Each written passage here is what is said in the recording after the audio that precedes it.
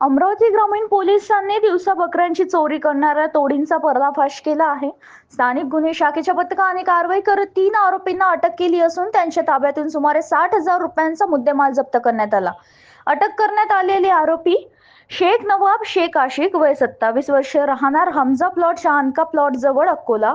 शेख रिजवान शेख गुलाब वय वर्ष 32, राहणार अंबिका नगर वाशिम बायपास. शेख सुबेर शेख लाला वय वर्ष 22, नवाबपूर वाशिम बायपास अकोला. या टोळीने फिर्यादी तनीर खान जमीर खान यांच्या घरासमोरून 4 मोठे व 3 लहान बकऱ्या चोरून नेल्याची तक्रार दाखल करण्यात आली.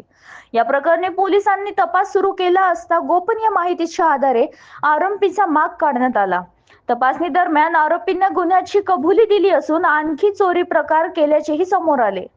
पोलिसांनी आरोपींकडून चोरी केलेल्या बकऱ्यांची विक्री करून मिळालेली रक्कम तसेच गुन्ह्यात वापरलेले मोबाईल जप्त केले आहेत.